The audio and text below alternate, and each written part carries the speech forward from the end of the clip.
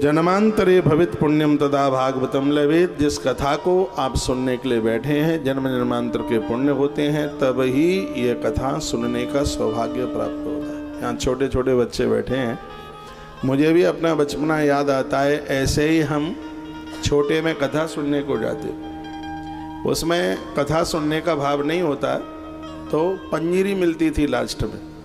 भले ही वो पंजीरी के लिए प्रसाद के लिए गए हों, लेकिन वो ऐसी फिर बात आदत में आ गई, पहले पंजीरी के लिए गए थे और उसके बाद में वह कथा भगवान के लिए प्रकट हो गई। वो इतना अभ्यास हो गया। आप कथा में जाते हैं, बच्चों को भी लेके जाइए, परिवार को लेकर के जाइए तो बहुत आनंद होता है। माता सुनैना, नारद जी आते थे कथा सुनाने के लिए। माता सुनैना के बगल में उनकी दो बेटियां छोटी सी आके बैठ जाती थी। एक का नाम था जानकी और दूसरी का नाम था उर्मिला। उन कथाओं का इतना असर पड़ा जीवन में। तो कथा तो हमें भगवान से जोड़ देती है। क्या सुंदर बात कही, जन्मांतरे भवित पुण्यम, पूर्व के पुण्य उदित होंगे तब ही भगवान की कथा सुनने का सौभाग्य प्राप्त होगा। आप ये ना सोचिए यहाँ जितने बैठे हैं आप आयोजक परिवार के निमंत्रण पत्र के द्वारा आ गए हो। निमंत्रण पत्र तो इन्होंने 1000 दिए, लेकिन वो तो सब नहीं आ पाए। यहाँ वही पहुँचता है कि जिसको भगवान बुलाता है, उसी को ही मौका मिलता है। अपने भाग्य की सराहना करें। आयोजक लोगों को मैं निवेदन करूँगा, जैसे बच्चों के विवाह में गीत गाए जाते, रात को भी कुछ देर गाए जाते हैं, फिर सुबह भी गाए जाते हैं। सुबह ऐसा जरूरी नहीं है कि तुम नहा धो करके और उसके बाद में ही, सुबह थोड़ा सा जाग करके जल्दी लेट बाथरूम जाने से भी और पहले, इसको कहते हैं रात जगाना। बिल्कुल घर में माहौल बिल्कुल वही होना चाहिए जैसे बड़े बेटे की शादी हो रही हो। फिर तो सब शादियां होती हैं, लेकिन जितनी खुशी बड़ी बहू आती है, बड़े बेटे की शादी होती है तो उसमें बड़ी बहुओं सुन लो, जो बड़े बेटे की शादी में जो खुशियाँ होती हैं, जो प्रसन्नता होती है, बड़ी बहू के लिए तो बढ़िया बढ़िया चीज़ें डोकरी रख लेती है, बना के सुबह नाश्ते में देती है। तो एक तो मैया हमें कह रही थी कि हमारी बहू तो कुछ खाती नहीं, इसलिए उसका रंग काला हो गया है बिल्कुल। मैंने उसके लिए इतनी बढ़िया सी बालूशाही बनवाई है, इतना सब, वो बिल्कुल खाती नहीं है, बिल्कुल सिंगल फ्रेम की है। मैंने कहा धन्य है ये माताएँ, कितना बहुओं का ध्यान रखती हैं। तुम्हें पता नहीं है तुम्हारे आने से पहले तुम्हारे पति की जन्मपत्री ले करके कैसे घूमती थी। ये बताओ कौन सी दिशा में से आएगी, बेटे का विवाह कब होगा, और इसने इतनी प्रतीक्षा करी है, उस प्रतीक्षा में आपका आगमन हुआ है। तो जो बड़ी बेटे के विवाह में जो खुशी होती है, कथाओं के दिनों में वही खुशी, वही प्रसन्नता होनी चाहिए। इसमें तो सबको बुलाओ, नौता दे करके बुलाओ सबको, ऐसा लगे कि बिल्कुल शादी जैसा माहौल बन गया है घर में।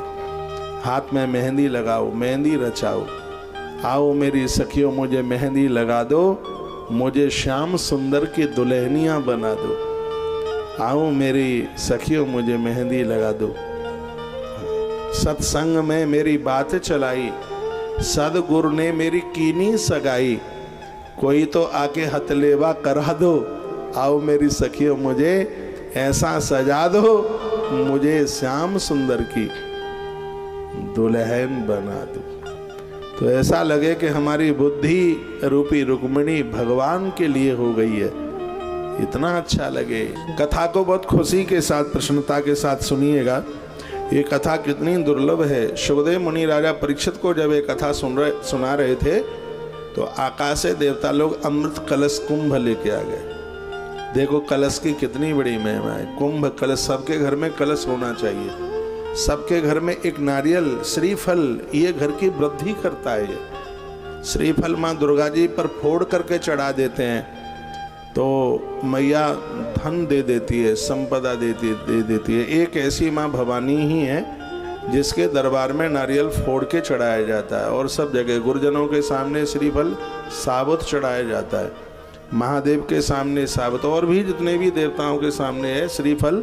श्रीफल जानते हैं, नारियल, वो साबुत ही चढ़ाया जाता है, लेकिन मैया के दरबार में श्रीफल को तोड़ा जाता है। तो घर में एक नारियल भगवान की पूजा में मंदिर में रख दीजिए, 1 साल तक रखा रहने दो, फिर उसको पानी में प्रवाहित कर दो। जल प्रवाहित कर दो। फिर एक रख लो घर में कलश, ताम्र का कलश, तांबे का कलश। जो तांबे की जो धातु है जो साक्षात भगवान सूर्यदेव से प्रकट हुई है। ताम्र और जो पीतल है पूर्वजों को भी ये मुक्त कर देते हैं। इसकी इतनी बड़ी श्रेष्ठता है। ताम्र की चीज़ें बहुत उन्हें पूजा पाठ में बहुत विशेष माना गया है। तो ये तांबे का कलश घर में हो, सूर्य भगवान को अर्घ देने के लिए तांबे की लुटिया हो, इन सब चीज़ों की महिमा है। कांसा, तांबा, पीतल, इनको बहुत ज़्यादा विशेष माना गया है, दिव्य माना गया। लेकिन आजकल क्या मिलेगा? स्टीला मिलेगा, फाइबर मिलेगा, कांच मिलेगा। कांच के गिलास जिसको कभी साफ ही नहीं वो होता, पानी में धो के रख दो, फिर कोई आवे अपना जूठा उनको उसमें पिला दो। भैया हम जैसे लोग आएँ तो बिल्कुल फाइबर यूज मत करना, कांच शीशा बिल्कुल यूज मत करना। मिल जाए तो पीतल का बर्तन मिल जाए तो और ज़्यादा वो है, ठीक है। एक आध गिलास वगैरह घर में पीतल के रखिए, इसके द्वारा पितरों को तृप्ति मिलती है। कोई ब्राह्मण आवे, मैं निवेदन करूँगा उसको पीतल के बर्तनों में भोजन कराइए, आपके पुरखे तृप्त हो जाएंगे। मैंने गरुड़ पुराण से वहाँ गया जी में ये बड़ी विशेष बातें कही। इतना बड़ा आयोजन होता है तो वहाँ गया जी में सगरे ब्राह्मणों को पीतल के ही बर्तनों में भोजन कराते। ये ऐसा नहीं है ये सिर्फ आपको ही सुनाने के लिए, ये खुद हम करते हैं। तो मैं कलश की बात कर रहा था, सबके घर में कलश तो मिले।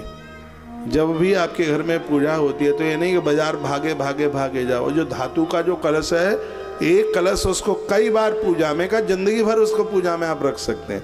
मिट्टी का कलश है उसको प्रभावित करना होता है, लेकिन आपके घर में चांदी का, तांबे का, पीतल का जो कलश है हर बार उसी को पूजा में आप रखिए, वो तो सिद्ध हो गया है।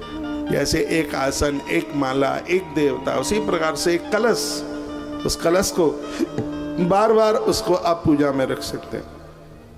एक कलश सबके ही घर में होना चाहिए, ये बहुत शुभ माना गया है। कलश में कलशस्य मुखे विष्णु, कलश के मुख में विष्णु भगवान होते हैं। कलशस्य मुखे विष्णु, कंठे रुद्र, कलश का जो कंठ है उसमें रुद्र होते हैं। कंठे रुद्र समास्ता, मूलित्व गो, उसके जो नीचे है कलशस्य मुखे विष्णु कंठे रुद्र समाश्रिता। हाँ, मूल में ब्रह्मा जी, हाँ उसका पैना बोलते हैं नीचे, उसमें विधाता, और अंदर सिगरी नदियों का उसमें वास होता है। तो कलश इतना विशेष है, इतना महिमा युक्त है। माता कौशल्या के घर में कलश की बात पढ़ी गई है, और माता यशोदा के घर में भी कलश की बात पढ़ी गई है। एक राजा हुए अम्बरीश, और उनकी पत्नी जब भी एकादशी का व्रत होता था तो कलश भर करके बैठती थी।